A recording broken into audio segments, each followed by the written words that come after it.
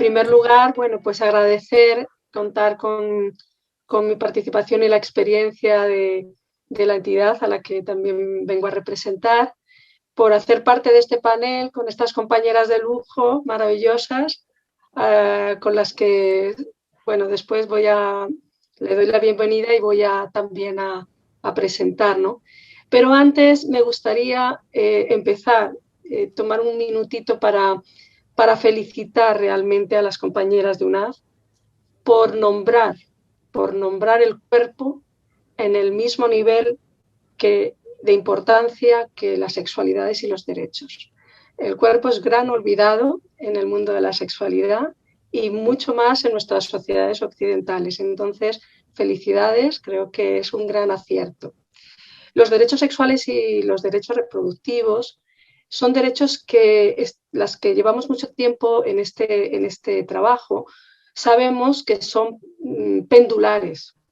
Están normalmente sostenidos por movimientos de avance y de retroceso y que están afectados, como han descrito maravillosamente mis compañeras de los paneles anteriores, descritos y afectados normalmente por situaciones de crisis. Hemos vivido inclusive en las sociedades del norte global, porque María nos ha hablado del sur global, de las sociedades en desarrollo, pero situándonos incluso en nuestras sociedades, que nombramos a veces como avanzadas, ¿no?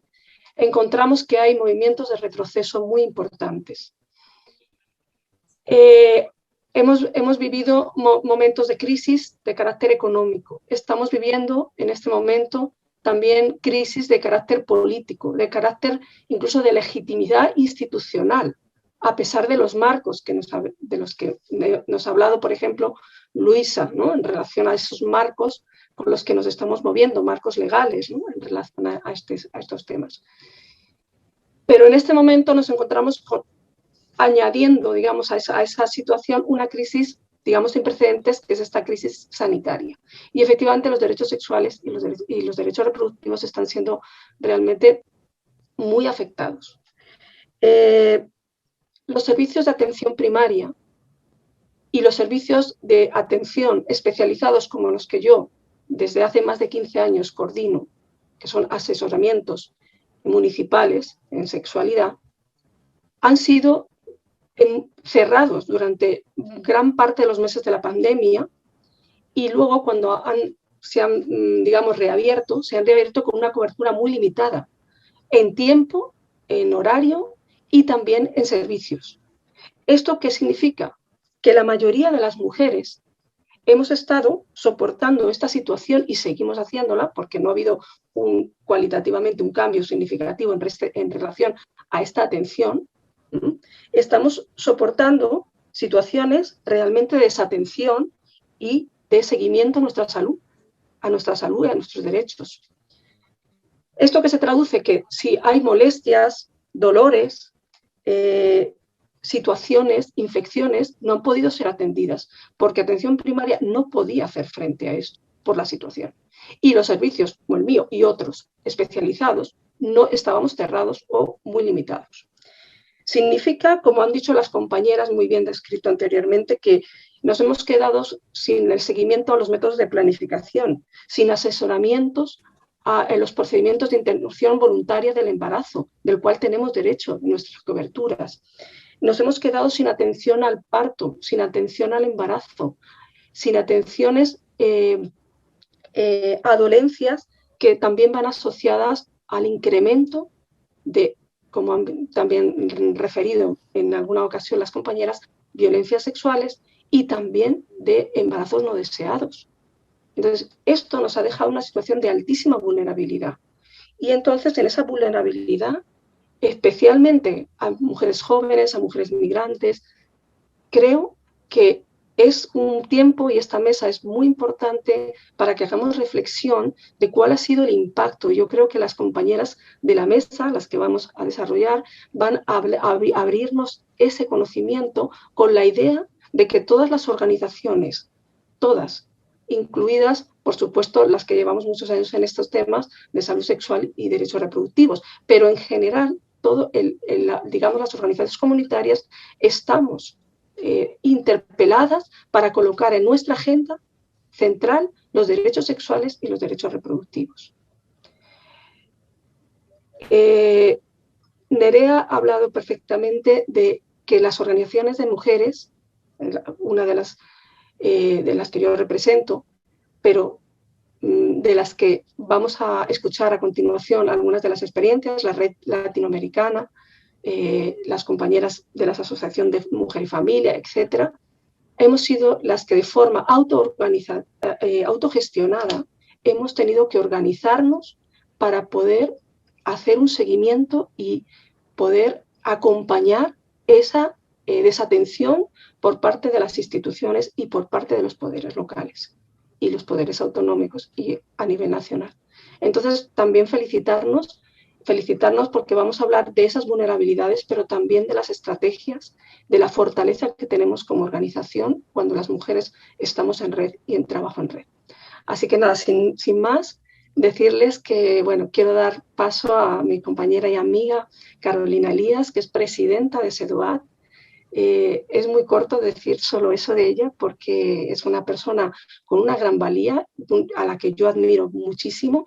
Es también pieza muy importante en la gestación y en la construcción de un centro, creo yo, novedoso, como es el CETIC, el centro del que seguramente ella nos va a hablar. Así que sin más, Carolina, tienes la palabra, el micrófono. Muchas gracias, querida Inma. Gracias a UNAF por la invitación y por hacer este evento que creo que es importantísimo. No obstante, antes de continuar, pues quiero unirme de forma de protesta, ¿no? Que a UNAF se quede sin un financiamiento, a que entidades como por ejemplo en la que está Inma tenga que estar peleando con uñas y dientes y buscando hasta debajo de las piedras los recursos. Y bueno, nosotras también desde CEDOAC y desde el Centro de Empoderamiento de Trabajadores del Hogar y los Cuidados nos encontramos en esa misma situación. O sea, es impresionante que todo lo que tenga que ver con mujeres siempre es tan despreciado y dejado a la cola, y quiero que quede aquí esta protesta expresada de esta manera.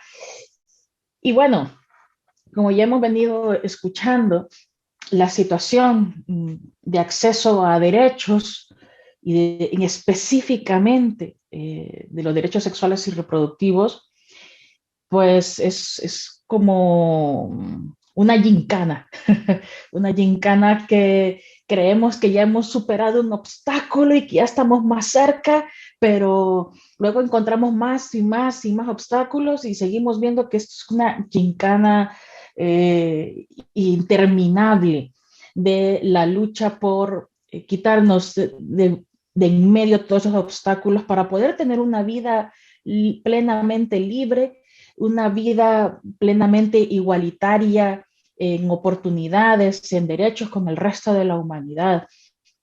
Y vemos cómo dentro de los mismos, dentro de las mismas mujeres, dentro de esa mitad de la humanidad, también nos encontramos con estas luchas de diferencias de derechos, que también se nos obliga a estar en este sistema de privilegios y opresiones, y cómo todas vivimos esas opresiones, pero cómo hay dentro de nosotras más y más oprimidas.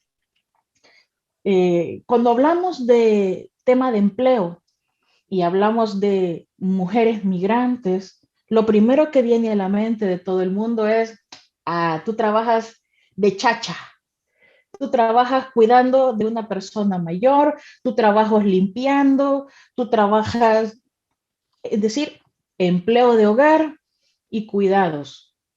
Trabajas de interna o de externa, me dijeron una vez.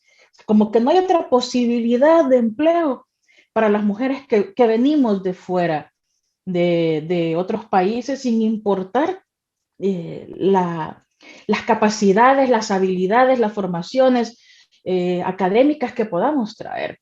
Entonces, eso ya es una limitante con la que nos encontramos.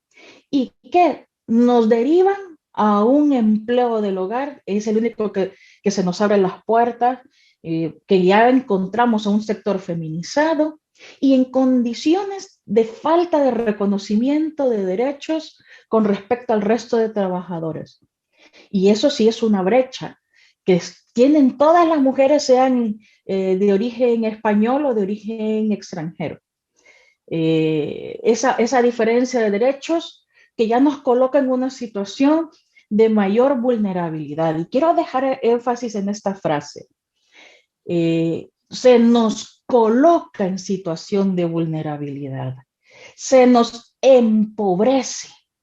Porque no somos mujeres vulnerables, no somos mujeres pobres, no somos mujeres ignorantes, sino que somos mujeres con grandes habilidades, con grandes trayectorias, y no solamente con el tema de si ya tienes un título académico o no, que hay muchas mujeres que sin tener un título académico nos pueden dar toda una cátedra magistral de lo que es vivir una vida diferente y de propuestas que ningún otro inteligente se les pudo haber ocurrido, ¿no?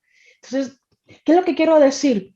Poner en valor, en igualdad a todas las mujeres, pero que por eso es que se nos coloca en esa situación de empobrecimiento y en esa situación de desigualdad que nos oprime, que nos esclaviza, nos atraviesa, por ende, el machismo, este sistema patriarcal que se confabula con el neoliberalismo, el neocapitalismo, con todas estas fuerzas económicas que nos empobrecen a través del clasismo también.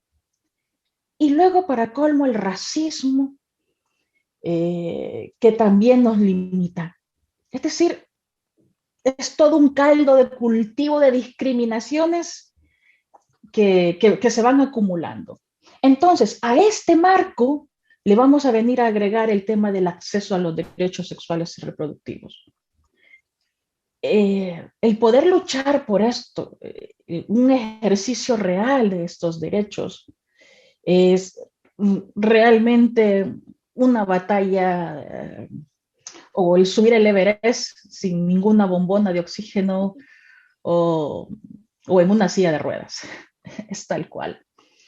Porque si el resto de derechos ya se nos dificulta su ejercicio, su acceso, el disfrute, pues ya no digamos el disfrute de nuestros propios cuerpos, el disfrute de tener derechos, el acceso a la sanidad pública tal cual. Y quiero ejemplificarlo ya de la siguiente manera. Quiero empezar con un ejemplo que siempre comparto porque causa gracia, pero que en el fondo refleja una situación tan dura. Tengo una amiga que, bueno, ya a estas alturas lleva 5 años en España, pero cuando tenía 3 años ella de estar en España me decía: Carolina, creo que me he vuelto virgen, porque desde que llegué a España, trabajando de interna, es imposible sostener una relación sexual. ¿Cómo? Le decía yo: wow, la masturbación, hija. Y me dice: pero ¿y cómo voy a hacerlo encerrada en una habitación, en el lugar donde trabajo? ¿Donde qué? No voy a poder ni dar ni un medio grito ni nada. ¿Por qué? Porque siempre estoy con miedo de que los jefes me escuchen, o que si en eso me tocan la puerta, imagínate que está en el mejor momento de placer y en ese momento le tocan la puerta y la llaman: ven a servirme un vaso de agua. Entonces, ¿en qué momento voy a poderlo hacer? Si es que hasta se me quitan las ganas. Y luego, para conseguir un novio o una novia, ¿cómo? ¿Cuándo? ¿A qué hora?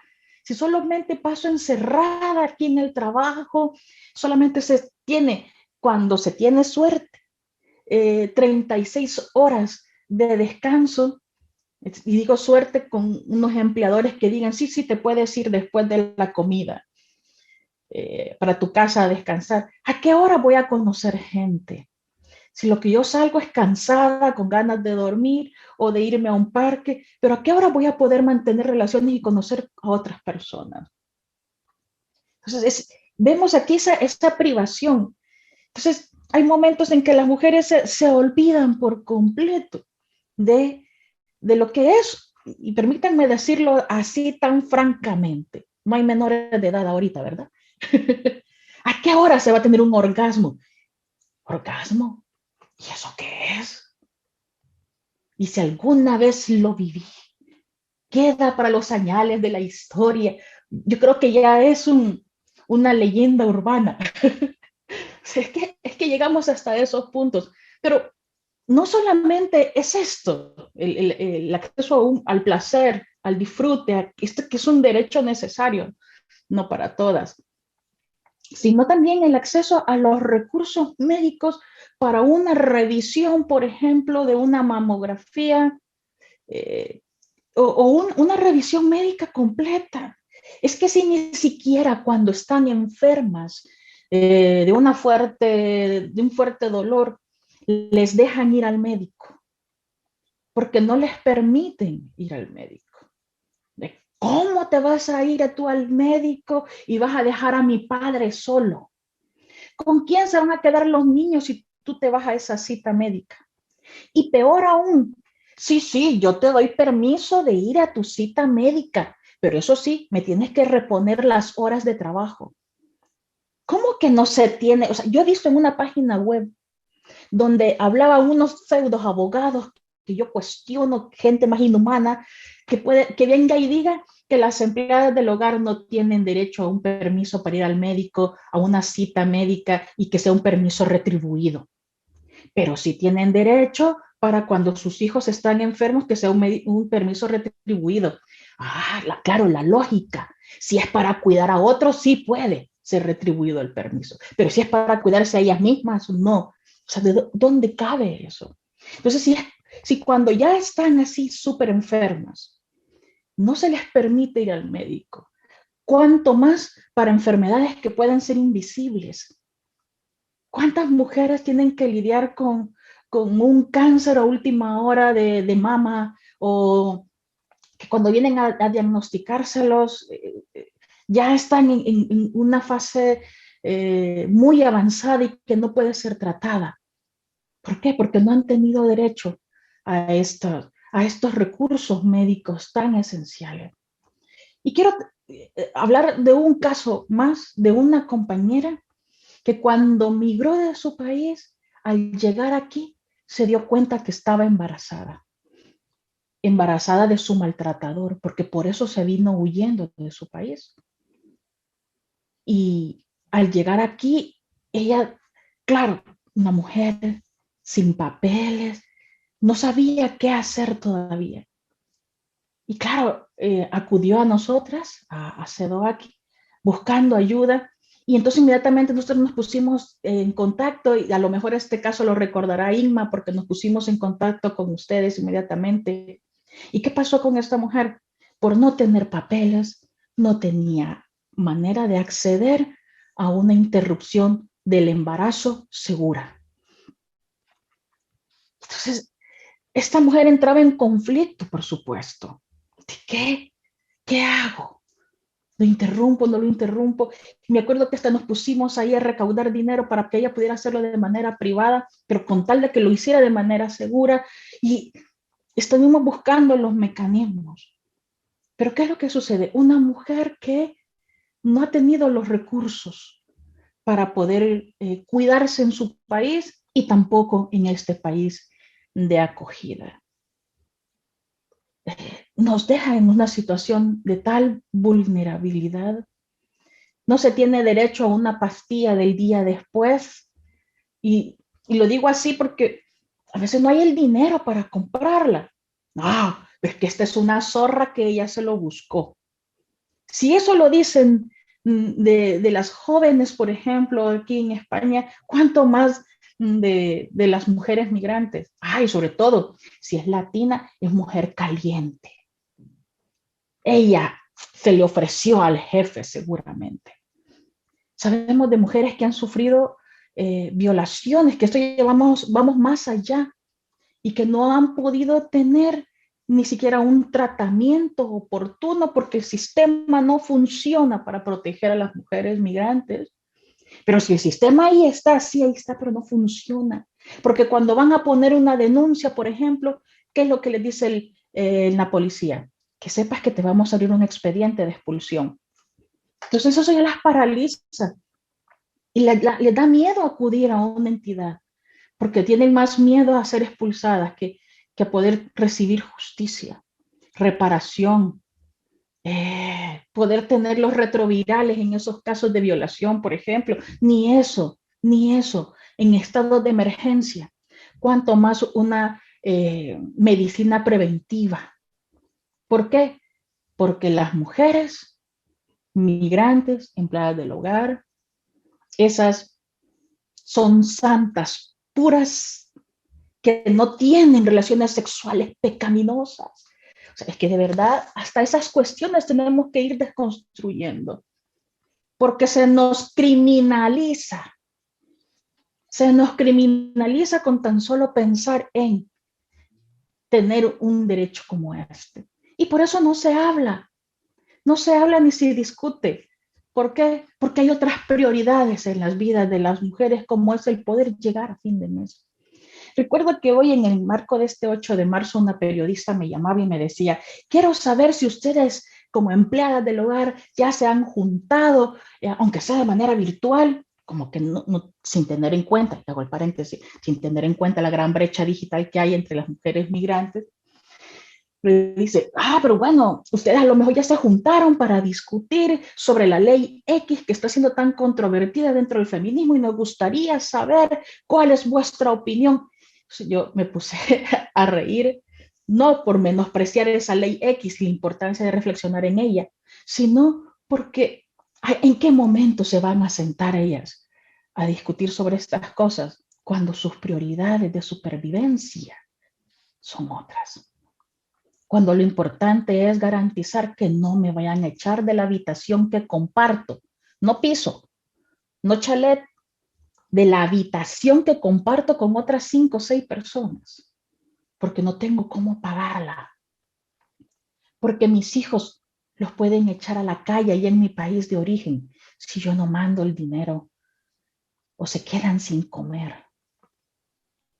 Es decir, estamos luchando contra corriente por tener unos derechos básicos para sobrevivir. Y lamentablemente, los derechos sexuales y reproductivos al final no quedan en segundo plano, en quinto, en décimo. Ya ni se piensan a veces en ello. Y esto es una de las peores injusticias que se cometen con las mujeres. Por eso simplemente quiero decir a todos y todas, por favor, sigamos adelante en esta lucha, porque somos personas, somos la otra parte de la humanidad y merecemos vivir con derechos. Gracias. Muchas gracias, Carolina. Te has ajustado muchísimo al tiempo. Tenías miedo, pero porque tienes muchas cosas que contar.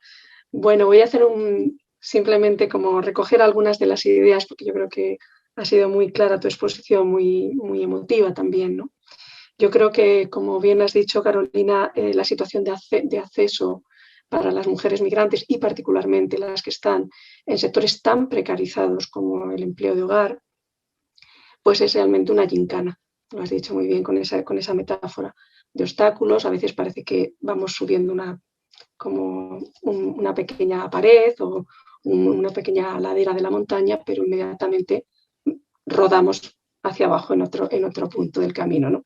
Y efectivamente esto tiene que ver con esas condiciones de precarización tan extremas que se dan en estos sectores laborales. Además, se une, como has dicho, ese machismo, ese clasismo, ese racismo, se une unas condiciones que estamos las sociedades tolerando, ¿no? En el caso del sector servicio doméstico.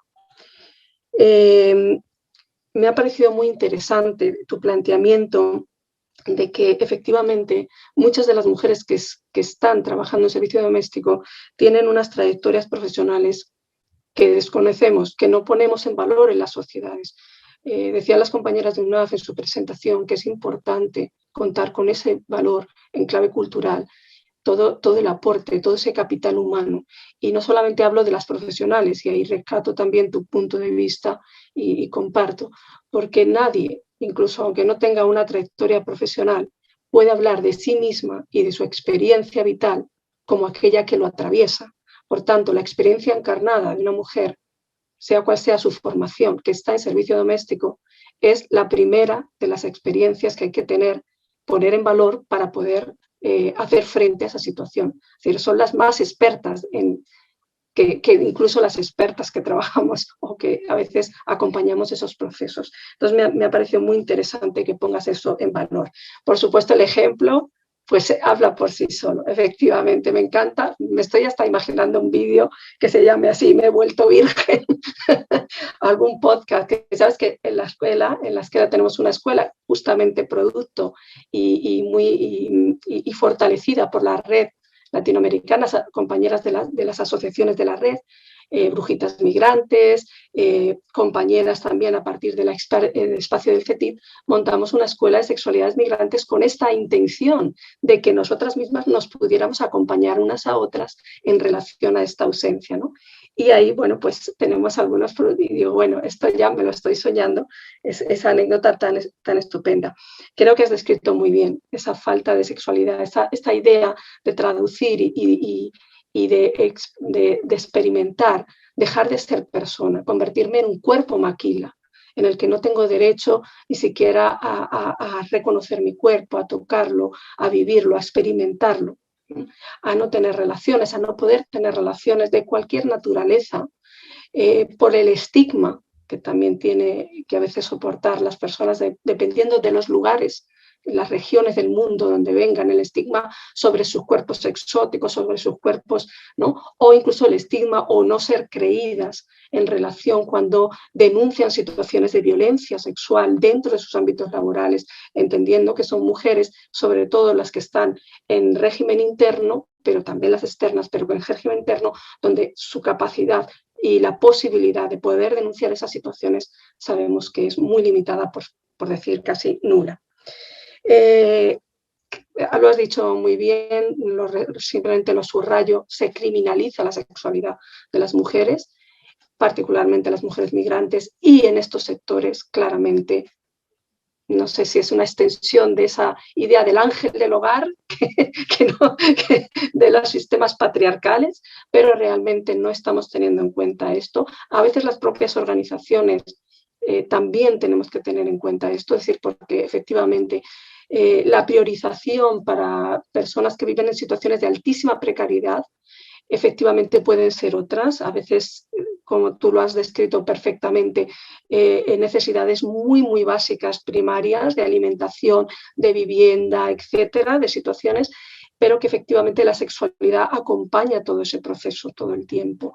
No es algo, no es un lujo, no es el lujo que nos podemos permitir las que están en otras situaciones. No, la sexualidad es parte de nuestra identidad y creo que eso ha quedado muy claro en tu exposición, así que en ese sentido, bueno, pues te felicito. Creo que has dado unos puntos maravillosos para el debate. También invito a las personas que nos acompañan pues a hacerte cualquier pregunta de profundización o de reflexión o de debate para que podamos conocer más de esa experiencia, ¿no? Muchas gracias y bueno, ahora voy a dar paso a otra compañera que también es un lujo, la verdad, Uma Hanset, creo que pronuncio bien tu apellido, espero que sí. Eres presidenta de ACESOP, Asociación Cultural, Educativa y Social Operativa de Mujeres Pakistaníes, y eres vocal también de la Junta Directiva de la Asociación Salud Familia. Bienvenida y bueno, yo estoy expectante de escucharte. Espero que las demás que también están en las jornadas también lo estén. Primero de todo, les digo buenos días a todas y todos y muchas gracias a la organización de UNAF a incluirme en esa jornada tan importante y impresionante intervención de Carolina, me ha gustado mucho y comparto muchas cosas de su intervención.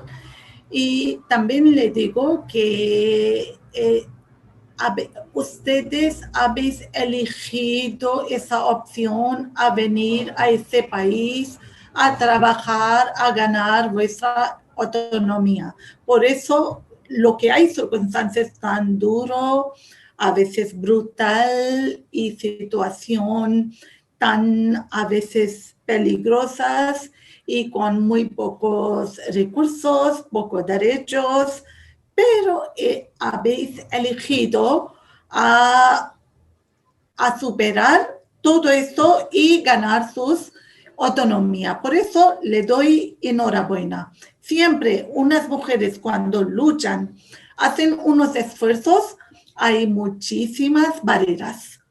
Y para las mujeres todavía mucho más, ¿vale? Pero en nuestro caso tenemos dos problemas, además de que usted tiene dos problemas más. Primer problema más grave es desconocimiento cultural, desconocimiento de idiomas de aquí. Lo que sentimos, lo que sufrimos, no podemos transmitir. Entonces nos cuesta, aunque aprendemos idioma, pero lo que sentimos nos cuesta comunicar.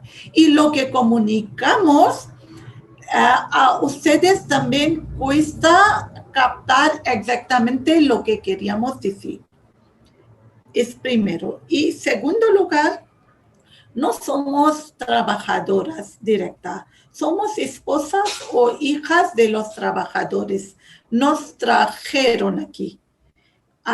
Pero está cambiando. Ahora ya empezaron a venir las chicas como alumnas de doctorado o de máster, o a veces mujeres divorciadas o por cuando hay algunos derechos vulnerables, entonces se ponen a huirse de país de origen. Entonces ya empezaron. Pero participar en las jornadas y contar sus problemáticas todavía le cuesta mucho a esas mujeres. Por eso es papel de asociación como nuestra, es única asociación de las mujeres aquí en España. Entonces es muy importante porque tenemos un contacto directo con las mujeres vulnerables y también hacemos un puente con las instituciones también a pedir ayuda y conocimiento de recursos, informaciones, lo que están disponibles para esas mujeres. Y también, ¿sabes cómo sé que hay corto de tiempo? Presentación, lo que he preparado, no voy a hablar. Voy a hablar directamente los conflictos y problemáticas para aprovechar esa jornada tan importante. Justo, ¿sabes? Palabras, derechos sexológicos y derechos reproductivos no son tabú. Están prohibidos para las mujeres, ni se pueden hablar, porque esos los dos derechos tienen que tener nuestros maridos. Y además están tan trabajado, negociado y ganado por los hombres religiosos, porque cultura patriarcal está estable por esos dos derechos. Justo, son claves, son pilares, derechos sexológicos y derechos reproductivos. No podemos tomar decisión. Si marido quiere tener 8 hijos, tendrá. Si marido no quiere tener hijos, no tendrá. Y luego es una vergüenza preguntar a mujer o una mujer cuando habla eso. A veces suegra no le deja dormir la nuera con el marido. con hijo, porque dice que ella tiene que dormir porque es un castigo porque no está sumisa o no está tan obediente. Y poligamia está permitida en religión. Y luego siempre una amenaza cuando no hace caso o no hace tareas que lo ha dado la suegra, entonces se podría echar a casa de los padres, porque cuando una mujer cuando se casa se deja vivir en casa de padres y empieza a vivir en casa de los suegros. Y también hay unos acuerdos y negocio cuando la nuera o esposa, cuando le ofrece mejor hermano, buen estudiado o sobrino o algunos varones de su familia que se casen con las hijas de familias de suegros. Entonces, por el cambio, dan permiso a vivir con su marido si marido vive en un país extranjero. Y luego, también a veces no permiten irse a esposa vivir con su marido, solamente padre traer sus hijos y hijas.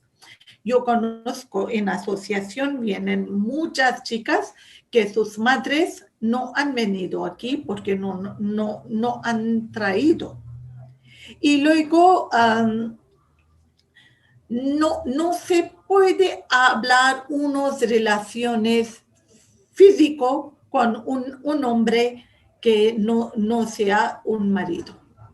Y luego no solamente no se puede hablar o no se puede tener, no se puede hablar con los hombres.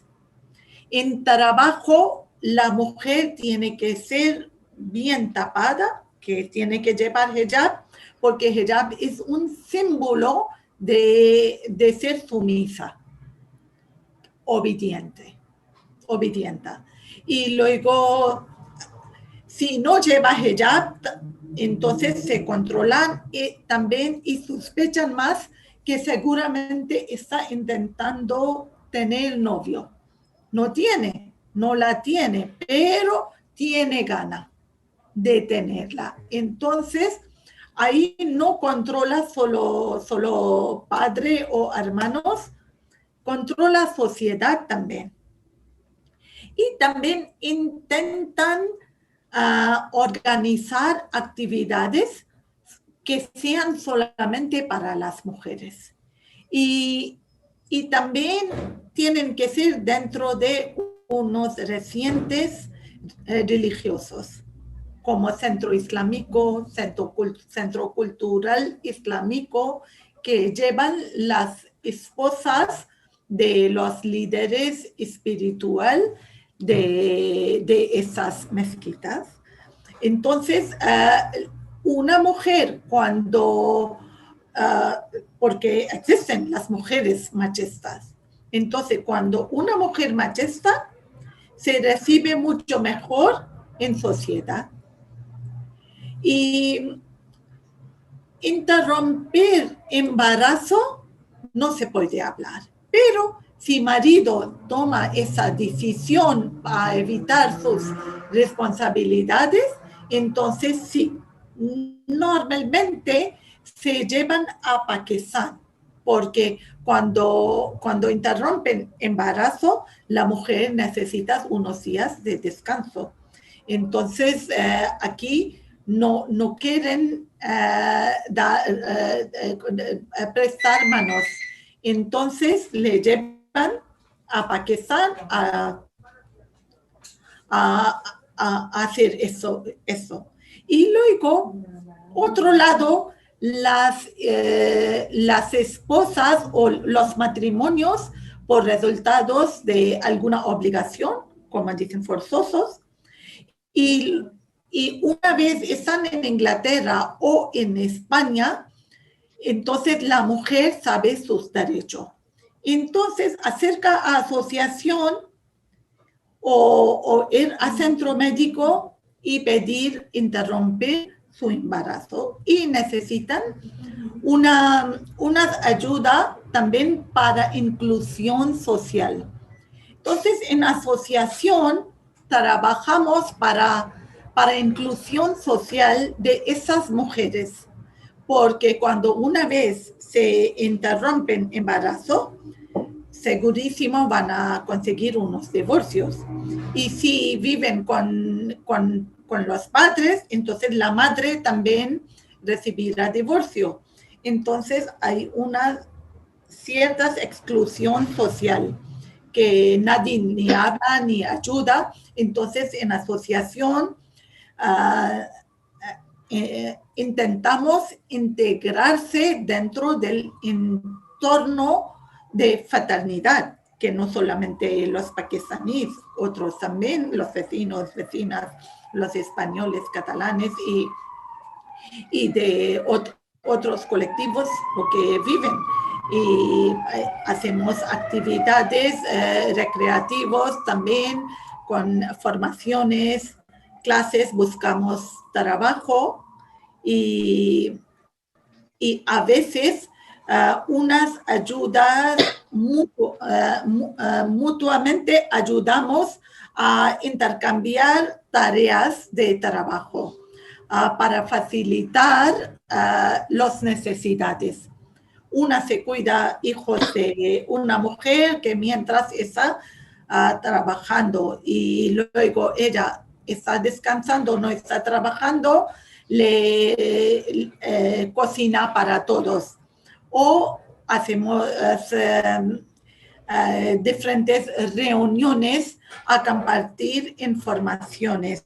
Y también cuando hay tiempo hacemos excursiones a conocer ciudad, los mercados, a hacer compras, las instituciones, actividades, lo que organizan diferentes fundaciones o las instituciones, o a veces a montaña, playa, o los pueblocitos y otros ayuntamientos y comarcas de alrededor de Barcelona, y también buscando nuevos mercados, trabajo para esas mujeres.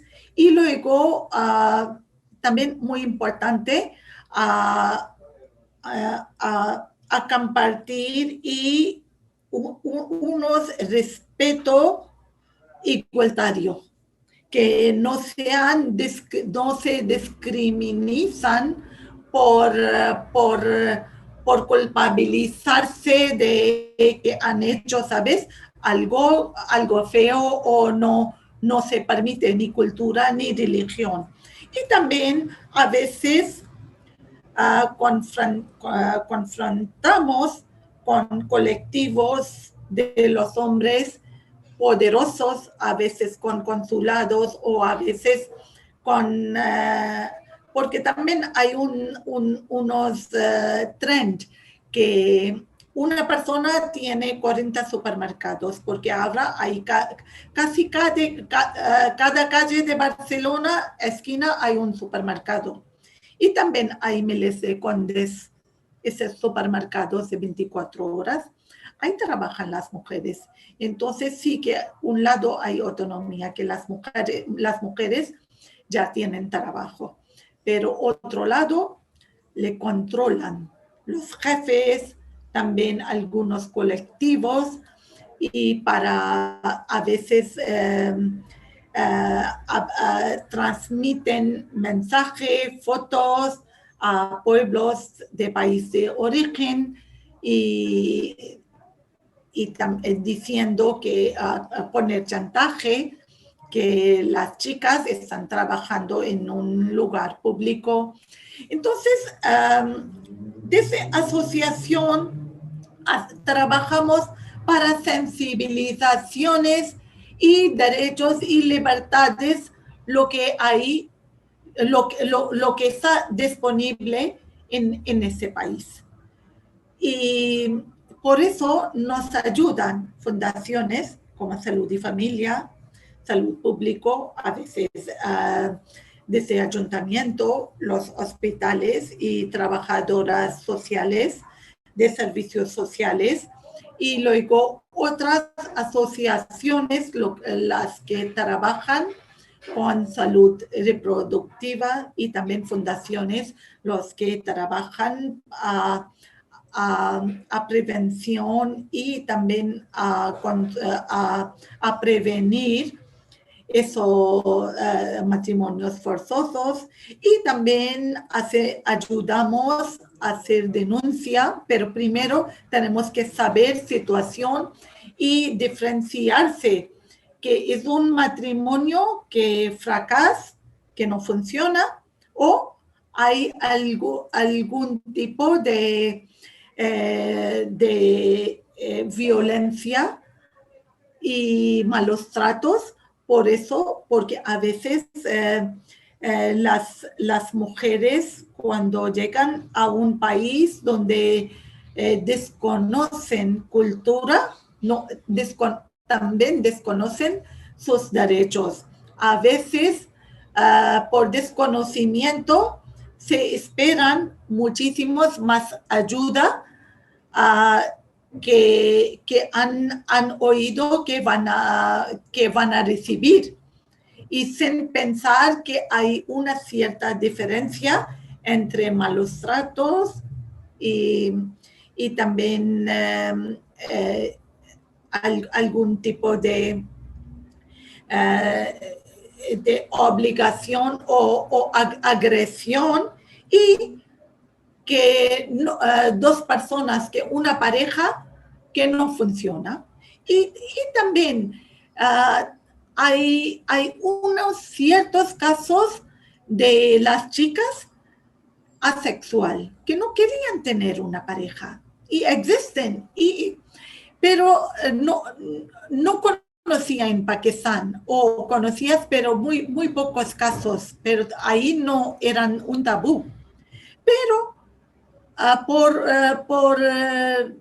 por obligación de matrimonio concertados, para mí es lo mismo, concertado, forzosos, también será un debate dentro de comunidad o con otras plataformas, pero las obligan a casar con los primos o con personas los padres o cultura patriarcal le decide. Entonces, cuando se casan y vienen aquí, y luego es imposible vivir bajo un techo. Y a veces hay problemas que los matrimonios llevan bien, pero por falta de una vivienda adecuada, el piso sobreocupado. Y luego hay discusión y pelea entre otros compañeros de piso. Y las mujeres no saben defender sus problemáticas o sus derechos. Y también hay muchísimos problemas por parte de institucional, que los inquilinos no tienen derecho de empadronarse donde viven, porque está alquilado una habitación y el dueño no podía, porque recibe algún recurso, alguna ayuda institucional, no quiere demostrar, no quiere empadronarse. Entonces están empadronados en otros pueblos, otros lugares. Entonces acercar a ambulatorio tan lejos donde están empadronadas también es un obstáculo sin recibir unas ayudas adecuadas a su tiempo. Y muchos casos conozco que tienen una infección de útero que por fin toman una decisión que se irse a país de origen y a veces resulta muy grave.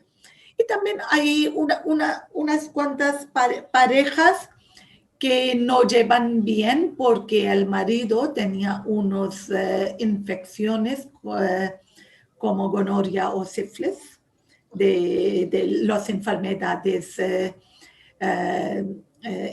sexuales, porque la mujer llega después de 5 o 6 años de casado y el hombre aquí ejercía con otras actividades sexuales y la mujer no, sin sabiendo, ¿sabes? Ya está contagiada. Entonces, unas cosas que el tabú no se querían compartir con otras amigas, entonces acercan a asociación y tenemos varias chicas que ahora trabajan como mediadora en diferentes hospitales, gracias a Fundación Salud y Familia. Y también las jornadas y cursos, formación, lo que hemos recibido por parte de Fundación Salud y Familia. Entonces, ayudamos a las esposas y también chicas jóvenes a tener, saber sus derechos y sensibilización de sexología. Y también unas cosas últimas que eso de colectivos LGTB es aún totalmente tabú.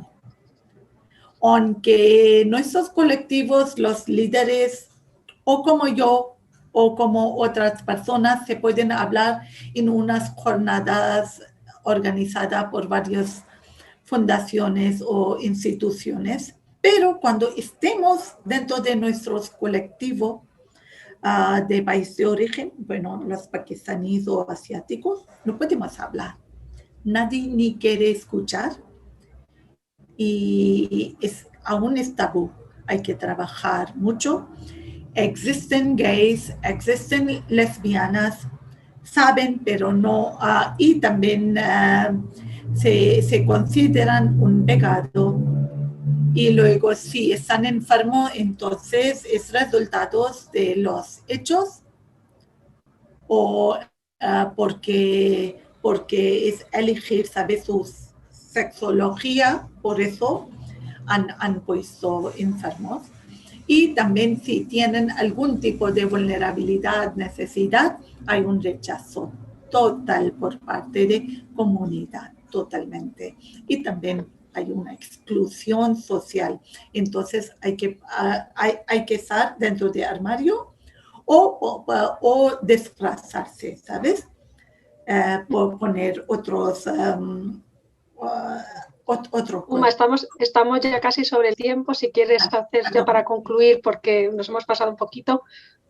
Me gustaría contestar algunas algunas preguntas, invitas. Bueno, pues yo voy a ser también muy sintética para que podamos tener ese tiempo de las preguntas.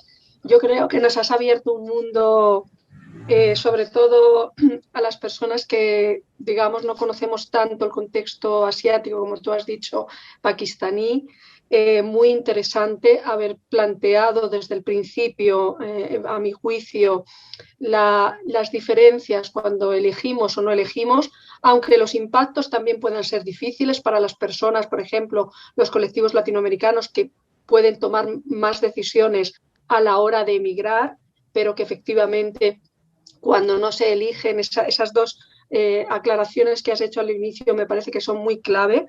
Es decir, también la idea de las esposas, o sea, que no eligen, sino que son de alguna manera elegidas a venir o no venir, o invitadas a venir o no venir por otros agentes. No es una decisión personal, por tanto esa ganancia de autonomía pues siempre está en entredicho. Me ha parecido clave tu insistencia en el tema del desconocimiento cultural y sobre todo la dificultad de entrar a un contexto que efectivamente no lingüístico, donde es más difícil de alguna manera, no hay esas referencias culturales comunes. Creo que efectivamente es un punto de partida más complejo que otras migraciones. Creo que has hecho una exposición muy, muy interesante y desde luego a mí me ha quedado muchísima ganas de seguir conociendo más cosas de los servicios que estáis ofreciendo, porque efectivamente sois un puente de acompañamiento en información, de acompañamiento en recursos. Creo que nos has hecho también un retrato, quizá por una parte como muy desolador de lo que sería el ejercicio de los derechos sexuales y los derechos reproductivos, partiendo de la idea que, como tú bien has aclarado, el contexto cultural y vital pues hace que esos derechos no sean derechos de las mujeres, sino que sean formas de dominio o de subordinación de hombres hacia otros cuerpos, en este caso de las mujeres. Entonces creo que has dado muchísimos ejemplos que creo que han sido muy ilustrativos respecto a que las mujeres efectivamente están expulsadas de sus propias decisiones, las decisiones sobre su cuerpo, las decisiones sobre incluso la cantidad de hijos que pueden tener en la familia, que yo creo que eso es un tema también central, ¿no? Esa ecología del machismo que tú has mostrado en el sentido de no poder decidir cuántos hijos van a constituir las familias y cuántos hijos van a pasar también por el cuerpo tuyo, ¿no? Es decir, como mujer, creo que nos pone claramente la sintonía. Ha sido un ejemplo, creo yo, con mucha fuerza para entenderlo, ¿no? También has hablado de las condiciones laborales, entendiendo cuando ya estas mujeres, o bien porque se han divorciado o están trabajando en mercados, etcétera, también el control de otros hombres, que ya no son los hombres de la familia, sino los jefes, los líderes comunitarios, los líderes religiosos, toda esa ocupación permanente, toda esa colonización que tienen los hombres sobre los cuerpos de las mujeres y concretamente, inclusive ya no solo en los países de origen, sino en los países donde estas mujeres están emigradas, ¿no? Entonces yo creo que esto ha sido bastante, bueno, pues creo que lo has descrito fenomenal. Me ha encantado, os felicito porque creo que hay muchas, bueno, en general por todo el trabajo que realizáis, pero me ha encantado esto de que toméis un tiempo para el ocio, porque el ocio también en nuestra sociedad y a veces en las dificultades y en los dolores que vivimos, parece que el ocio es como un lujo.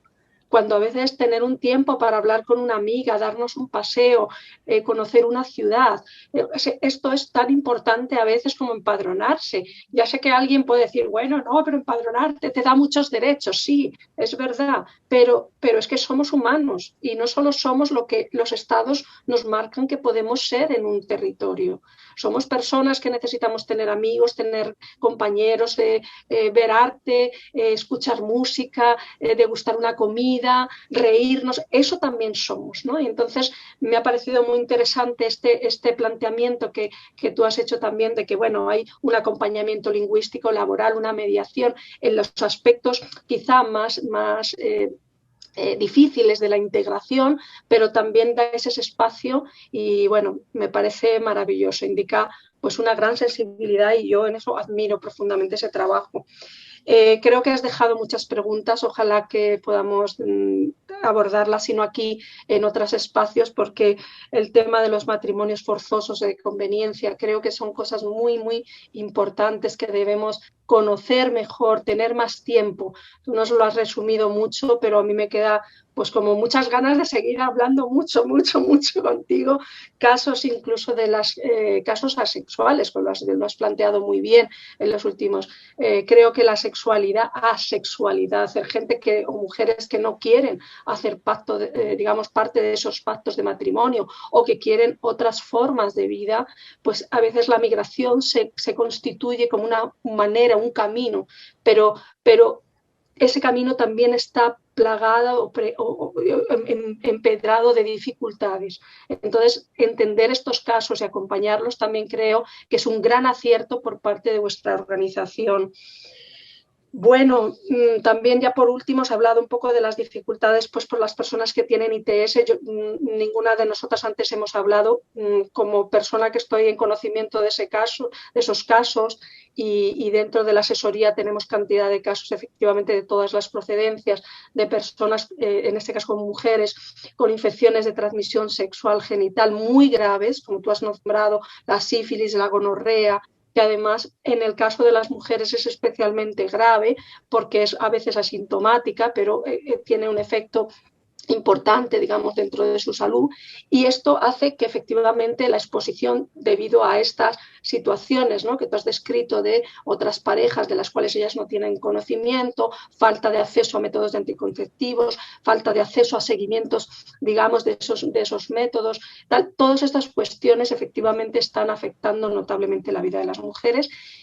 Bueno, por supuesto, por último, los colectivos LGTB, toda esa diversidad, todas esas sexualidades nos importan en ese sentido, pues claro, queda un punto de, bueno, tenemos que seguir hablando de esto.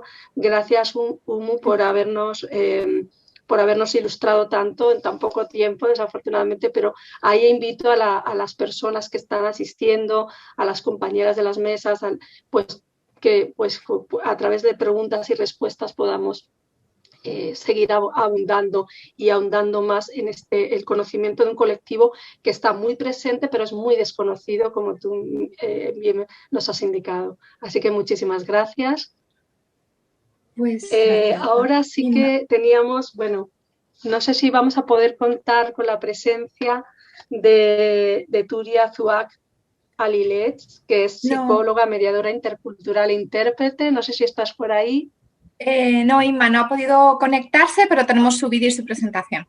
Estupendo. Es una persona que efectivamente ella está ahora mismo, digamos, en la trinchera, vamos a decir, ¿no? Porque de las cosas que decíamos al principio de la desatención, afortunadamente algunos servicios como en el que está nuestra compañera Turia, ella está ahí y está atendiendo, enfrentando esta situación de alguna manera. Entonces, bueno, le damos las gracias también por compartirnos a través de este vídeo pues, su experiencia para que podamos también contar con ella.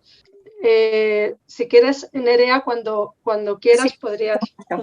Hola, buenos días. Antes de comenzar con mi exposición, me gustaría agradecer a la entidad, a UNAF y a las compañeras por esta invitación para participar en este curso y para darme la oportunidad de dar a conocer una realidad que en la actualidad se está dando en un punto geográfico de territorio español. Seguramente se está dando en otros puntos de España con algunas similitudes, con algunas diferencias, pero al fin y al cabo se trata de visibilizar una situación determinada que incumbe a mujeres migrantes. La protagonista es la mujer migrante con sus circunstancias y con las cuestiones que hay a su alrededor. El objetivo es conocer, visibilizar y comprender para poder aportar soluciones alternativas con las que podamos intervenir, buenas prácticas, para poder intervenir y ayudar a que esta problemática se solvente de alguna manera y al fin y al cabo dar soluciones adecuadas. Para que ustedes se ubiquen, yo trabajo como mediadora intercultural en el Ayuntamiento de El Ejido, en servicios sociales. El Ejido es un municipio de unos 84.000 habitantes aproximadamente. Está ubicado en la provincia de Almería y en la comunidad de andaluza. Este pueblo, este municipio, es referente mundial para la agricultura y actualmente el 30% de la población total es población migrante, que a su vez de esos 30, del 30% de la población, el 25% son migrantes extracomunitarios, es decir, el 80 y pico por ciento, casi 90% de la población migrante viene de fuera de la comunidad europea. Bueno, es de todos conocidos que la migración, por lo menos la migración que llega a España, la población migrante que llega a España, hace unos cuantos años, incluso décadas, era básicamente migración masculina. Eran hombres que venían, que se establecían. Muchos, yo conozco a varios que llevan 20, 30 años en España, están trabajando, mantienen a sus familias, están viviendo solos aquí, es decir, están por temporadas aquí trabajando y luego temporadas en sus países de orígenes con sus familias. No han hecho reagrupación familiar y no la han creído conveniente, o circunstancias pues no ha podido ser, pero bueno, mantienen ese ciclo, ¿no? Una temporada aquí y otra temporada ahí. En los últimos años, yo diría que la última década y un poquito más, estamos siendo testigos de una feminización, una fuerte feminización de la migración a Europa. Hay muchas rutas de entrada a España, como ustedes todos saben, la vía legal, digamos, que es a través de la reagrupación familiar. Normalmente llega el marido, un chico, llega el hombre, luego se casa y se trae a su mujer, llega el marido ya casado y se trae a su mujer y a sus hijos. Luego están las chicas jóvenes, normalmente son chicas jóvenes las que se arriesgan a venir en patera, en Zodiac, escondidas en habitáculos. Y luego está la otra ruta, son mujeres que vienen a trabajar a Huelva, básicamente a Huelva. Son contingentes, grupos importantes de mujeres que vienen con sus contratos o toda la documentación en regla para trabajar en Huelva y luego volver a sus países de origen. Muchas mujeres aprovechan esta alternativa, esta entrada a España, para reunirse posteriormente con sus familiares, padres, hermanos, maridos. Otras vienen, trabajan y se van porque tienen a su familia, marido, hijos o solo hijos en Marruecos y se mantienen. Así, pues viniendo por temporadas. Hay mujeres que llevan años viniendo, trabajando en España y luego volviendo a sus países de origen. Y luego hay otras mujeres que aprovechan esta puerta de entrada para iniciar su proyecto migratorio. Es una alternativa por lo menos más segura, es decir, entras con tu documentación sin riesgo sin poner en riesgo tu integridad física, que bueno, en la entrada aparentemente no se pone en riesgo la integridad física. Luego, supongo que ustedes todos saben que estas mujeres, una vez que están en España, la gran mayoría, son explotadas, son expuestas a situaciones muy límites. El tema que nos toca en este momento es hablar de mujeres a las que se está atendiendo desde servicios sociales. Muchas veces llegan porque ellas piden las que menos, estas son las que menos, y otras veces pues empezamos a intervenir por otras circunstancias, es decir, se conoce del caso por otra problemática y acabamos conociendo de ellas y de estas mujeres y sus hijos. Las mujeres con las que trabajamos mayoritariamente son mujeres que llegan entrada ilegal a España. No me gusta esa terminología, pero bueno, es la que tenemos. Eso quiere decir que están en situación irregular en España. Ustedes saben que actualmente, para poder regularizar la situación de una persona que entra de esta manera a España, una de las vías es el arraigo social. El arraigo social supone estar más de 3 años en España, viviendo en España, residiendo en España, y a la hora de solicitar esta modalidad tiene que tener un contrato, una serie de requisitos. Imagínense lo que es 3 años en situación irregular, es decir, 3 años en las que no existes a efectos legales. Muchos tienen muchísimas dificultades para poder empadronarse y con ello poder acceder a determinados recursos. Evidentemente, al no existir, entre comillas, son personas que están en muchas ocasiones explotadas y expuestas a situaciones de trabajo muy complicadas, a situaciones familiares, pues lo mismo, no tienen, a lo mejor tienen justo para comer y para mandar a su familia. No nos olvidemos que estas familias, estas mujeres vienen a trabajar, que eso cabría recordarlo, que muchas de las mujeres que emigran solas, la gran mayoría son o madres solteras en Marruecos o madres divorciadas. Es decir, el motivo principal por la que salen es para ganar dinero y ayudar a sus familias, básicamente ayudar a sus hijos, la gran mayoría. Hay otro perfil de mujeres que son mujeres jóvenes que vienen a buscar trabajo, a lo mejor ayudar a sus padres o a otros miembros de la unidad familiar,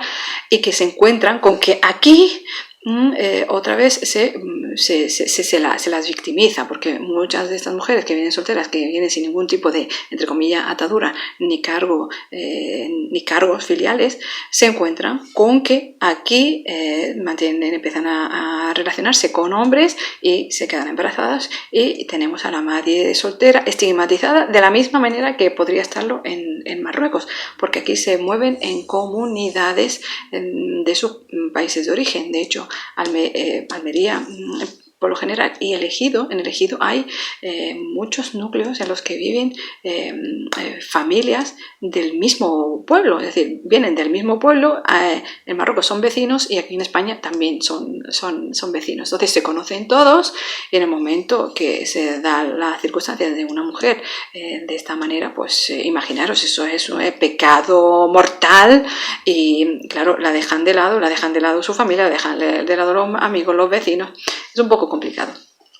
Entonces, lo que estamos detectando es una carencia en educación afectivo-sexual, que dentro de la situación es comprensible.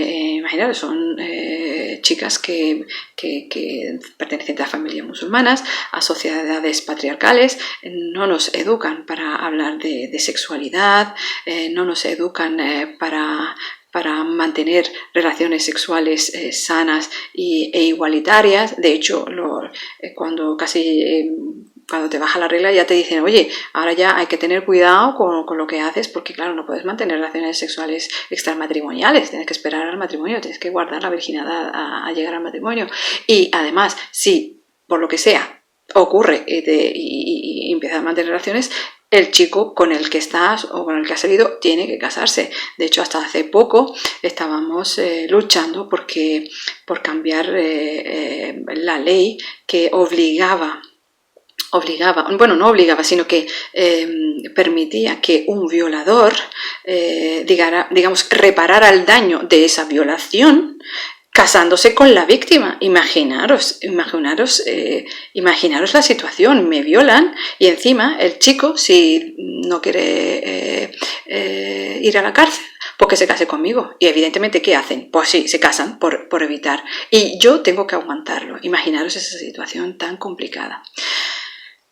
Bueno, volviendo otra vez, me pierdo un poquito, pero que hay muchas cosas. Es que constantemente, transversalmente se van cruzando muchas historias. Entonces, voy a intentar centrarme. Lo que estaba diciendo. Entonces, carencias, si no nula educación afectiva o sexual. Esto lo que hace es que de alguna manera mantiene a la mujer en relaciones desiguales, relaciones de violencia.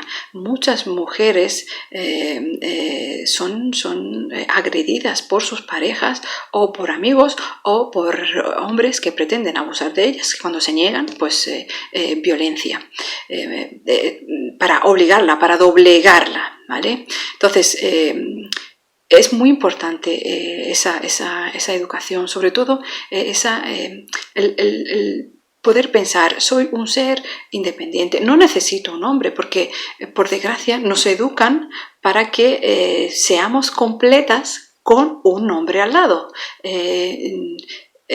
Yo, para ser una mujer completa, tengo que estar casada.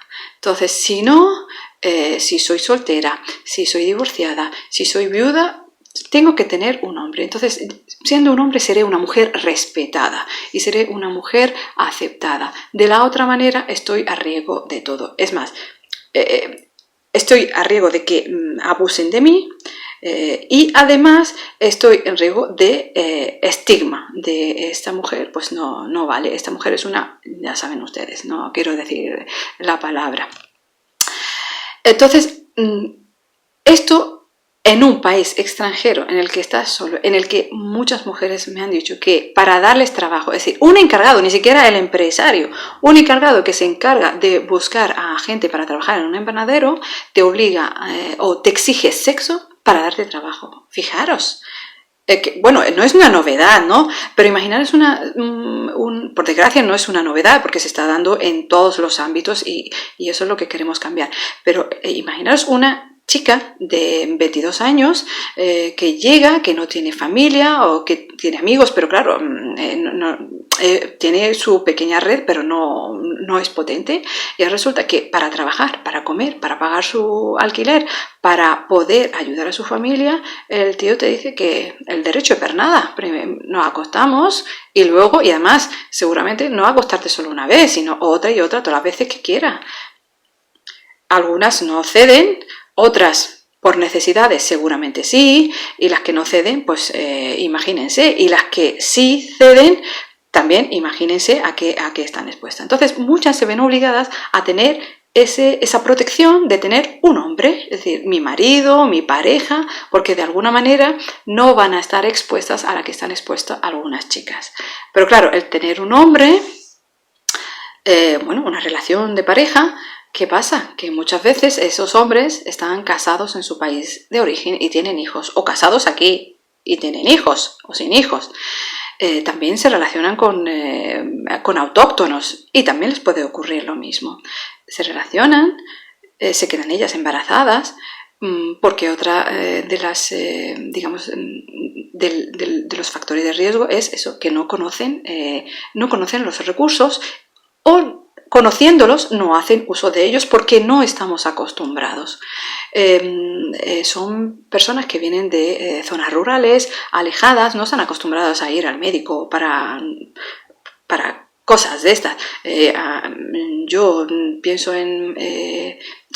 voy a tomar métodos anticonceptivos. A mí lo que se me ocurre, hombre, puedo comentárselo a alguna amiga, pero lo que se me ocurre es ir a un profesional, a un médico, a un ginecólogo y mira, me pasa esto.